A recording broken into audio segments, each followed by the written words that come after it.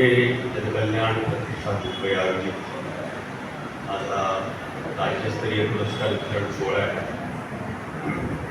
आणि त्याच्यावर मान्यवर खेडे साहेब, खांडेकर सर, कळसे साहेब आणि आमचे बालपणीचे मित्र, आमचे लहानपणापासून आम्ही एकत्र गव्हर्नमेंट कॉलेजमध्ये आणि आज खूप अभिमान वाटतो मला सुनीलचा. त्यांनी म्हणजे आज एक मला पुरस्कार देणे आजकाल खूप मोठं काम झालं. एक शाबासकीची थाप तुमच्या पाठीवर पडते, तुम्हाला एन्करेजमेंट आहे की तुम्ही चांगलं काम करा आणि त्यासाठी हा पुरस्कार तुम्हाला दिला जातो. आणि मला खरंच आज खांडेकर साहेब जे बोलले आज, सर मला खरंच आता एक मुद्दा पडला आहे. प्रश्न पडले पाहिजे आणि प्रश्न विचारला गेला पाहिजे आणि हे खूप मोठं काम केलं आहे ह्या लढ्याने. मला वाटतं गेली 12 वर्ष कोणी काहीच बोलत नव्हतं, कोणी काही विचारत नव्हतं, लोकांना प्रश्नच पडत नव्हते. आणि म्हणजे बघा, तरुण मुलांनी आपल्याला शिकवले की काहीतरी करा आणि आपण मूर्खासाठी घरीच बसलो आहोत. काही पूर्वीच्या काळी मला अजून आठवलं, लहानपणी मुलांच्या मुलांचा लाठी मोर्चा असायचा आणि लाटणी मोर्चा, तो लाटणी मोर्चा काढायचे की जरा काही दरवाढ झाली की लोक बाहेर पडायचे. किंवा आमचं वडील प्रिंटिंग प्रेसमध्ये जॉर्ज फर्नांडिसचा ऐतिहासिक संप मला अजून आठवतो, किंवा दत्ता सामंत यांचा जो संप झाला तो, त्याच्यावरती आम्ही ॲक्च्युली सिनेमा केला होता, लालबाग परळ म्हणून. गणेश मांजरेकर त्याचे दिग्दर्शक होतं आणि त्या सिनेमामध्ये एकंदरीतच ती झाली मुंबई सोन्याची, city of gold and city असं त्या लालबाग परळचं नाव होतं. तर आमचं ॲक्च्युली सुनील बरोबर गव्हर्नमेंट कॉलनीपासूनचे एक संबंध आहेत आणि कारण आम्ही ॲक्च्युली कलाकार म्हणजे आमचा जन्म माझा जास्त झाला जन्म, पण आम्ही खूप गॅदरिंगमध्ये म्हणा किंवा सोशल गॅदरिंग असायची, किंवा तेव्हा सत्यनारायण पूजा म्हटले की ते काहीतरी कार्यक्रम करायचाच करायचा. तर सुनील आमचं तेव्हाही गायचा, अजूनही गातोच तो. आणि मग मी नाटकातले काही प्रसंग सादर किंवा काही नकला करा, वेगवेगळे करा. तर ही तेव्हापासून सुरुवात झाली होती एक सोशल गॅदरिंगमध्ये काही ना काही करायचं. तर मला वाटतं की आज हा अतिशय चांगला आनंदाचा क्षण आहे आणि आज ह्या निमित्ताने मला हेगडेसाठी तुमची ओळख झाली. आम्ही तुम्हाला लहानपणी पेपरमध्ये तुमचा फोटो आहे असा एक छान व्यक्तिमत्व असलेलं.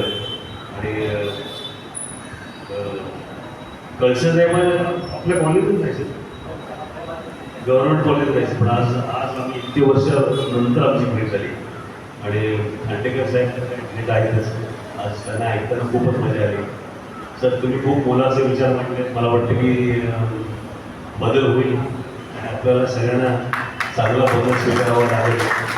आणि आपण सगळ्यांनी, मला वाटतं आता आपली जबाबदारी, आपण आता आपल्या मुलांच्या बरोबर उभं राहायला पाहिजे. आपण आता समज ते तर मोठ्या कारणासाठी मांडतात, पण मला असं वाटतं की आज मी ह्या जागी उभा आहे आणि आज एक प्रमुखपणा म्हणून तुमच्याशी बोलतोय.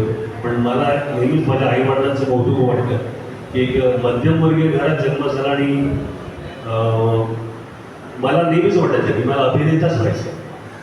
आणि माझ्या आईवडिलांनी मला कधी असं म्हटलं नाही की आमची परिस्थिती नाही आहे, हे नाही आहे, ते नाही. तरी कधीतरी मला नाउमेद केलं नाही. आणि मला खरंच तेव्हा कौतुक वाटते की मला अजून आठवतं तेव्हा प्रिंटिंग प्रेसमध्ये काम करताना बाबांचा काहीतरी 350-400 रुपये पगार यायचा वगैरे. आणि ते आले की मला आधी ते दिवसभर पाकिट ठेवायचे आणि मग ते आईच्या हातात द्यायचे.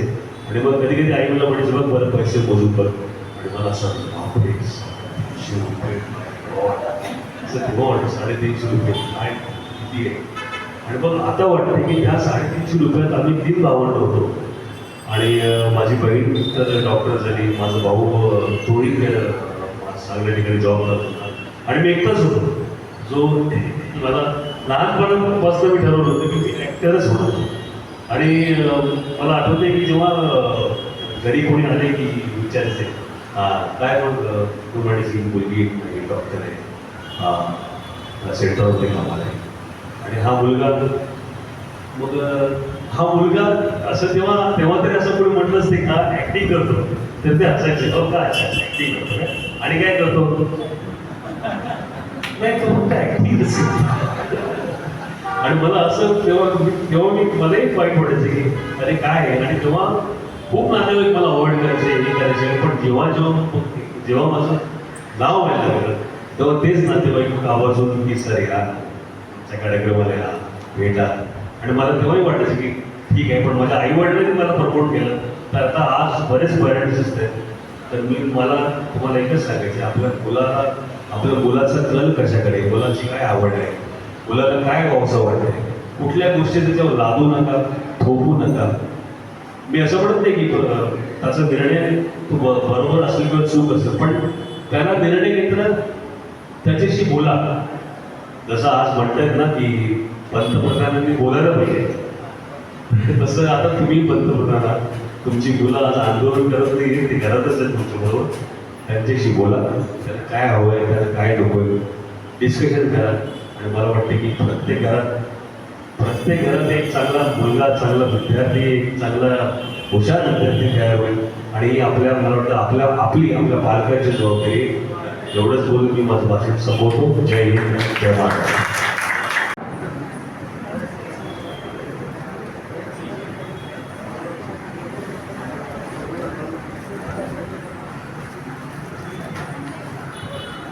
महाराष्ट्र समाज भूषण पुरस्कार श्री विलासराव उत्तमराव जगताप मान्यवरांच्या हस्ते त्यांना सन्मान प्रदान करण्यात येत आहे.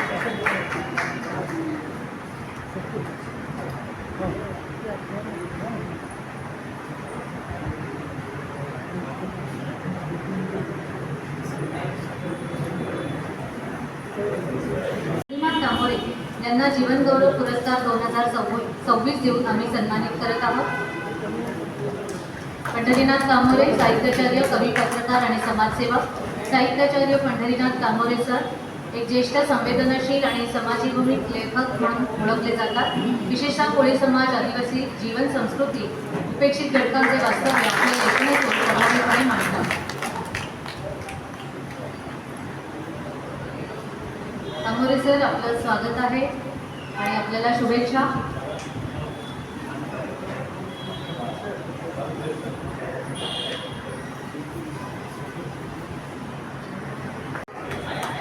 मान्यवरांच्या हस्ते आपल्याला जीवन गौरव पुरस्कार प्रदान करण्यात येत आहे. BA माजी विशेष कार्यकारी दंडाधिकारी यांचा जन्म सावंतवाडी. सांस्कृतिक पत्रकारिता, शैक्षणिक, कला, साहित्य क्षेत्रात कार्यरत. मुंबई आकाशवाणीवर कार्यक्रम सादरीकरण, दैनिक नवशक्ती, दैनिक प्रहार, मुंबई मित्र, मुंबई संध्या, दैनिक वृत्तमानस, दैनिक देशमोर्चा, WB टाइम्स, मुंबई चौफेर, प्रतिनिधी काव्यसंग्रह, पराग, क्षितिज, शततारका, कविराज, परिताज आणि बरेचसं काव्यलेखन त्यांच्याकडून झालेले आहे. समाजसेवेचं व्रत घेतलेले आणि मला पुढे नेण्यात सरांचा देखील हातभार आहे, इथे मी ते जाहीर करते. खूप खूप धन्यवाद सर आणि मान्यवरांचा. महाराष्ट्र समाज भूषण पुरस्कार 2026 अध्यक्ष, महाराष्ट्र मराठी मुक्त पत्रकार संघ, ज्येष्ठ समाजसेवक आणि पत्रकार संचालक श्री प्रकाश वसंत पाटकर सर. मान्यवरांच्या हस्ते महाराष्ट्र समाज भूषण पुरस्कार इथं आपण त्यांना प्रदान करत आहोत. श्री प्रकाश वसंत पाटकर सर.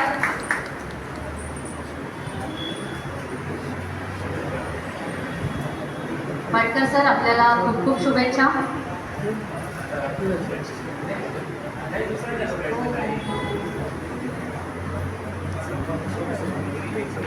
समाज भूषण पुरस्कार 2026 त्यांना प्रदान करण्यात येत आहे. मान्यवरांच्या हस्ते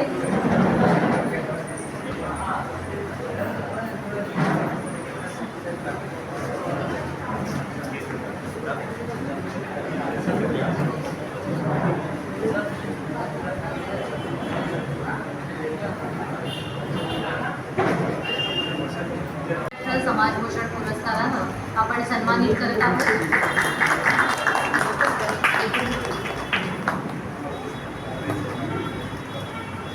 सर, आपणास खूप खूप शुभेच्छा. यानंतर गुरुनाथ मधुमान आणि पुरस्कार देण्यात येईल. माननीय श्री दत्ता श्रावण खंदारे, संपादक दैनिक भगवे वादळ, पत्रकार, समाजसेवक.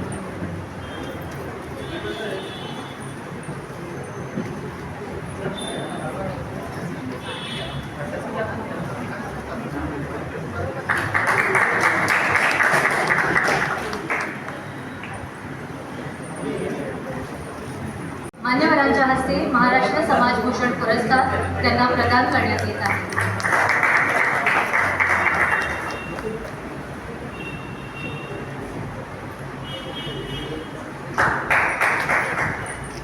यानंतर मी आमंत्रित महाराष्ट्र समाजभूषण पुरस्कार गुरुनाथ मधुसूदन तिरपणकर यांचे प्रतिनिधी तेकांबे सर स्वीकारत आहेत मान्यवरांच्या हस्ते.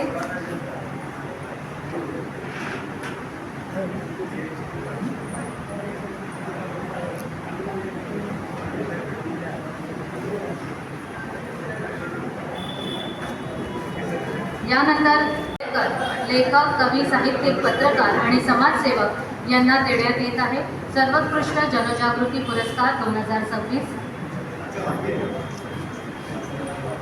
मगाशी आपल्यासमोर ज्या काही खुबी सादर केल्या ते आपले माननीय विलास देवळेकर सर. त्यांच्या कविता उत्स्फूर्त असतात आणि वेगवेगळ्या विषयावर असतात आणि त्यांची खासियत अशी की ते म्युझिक काढून त्या तुम्हाला कविता ऐकवतात म्हणजे तुम्हाला कंटाळाही येत नाही. तर कविता आणि साहित्याच्या माध्यमातून जनजागृती करण्याचं काम ते करत असतात. सर्वोत्कृष्ट जनजागृती पुरस्कार श्री विलास देवळेकर मान्यवरांच्या हस्ते त्यांना सन्मानित करण्यात येत आहे.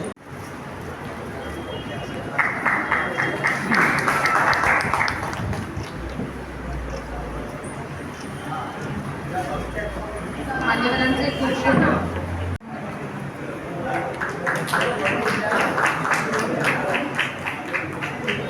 प्रत्येकाचा इच्छेचा मान आपल्याला ठेवता येईल की नाही माहीत नाही.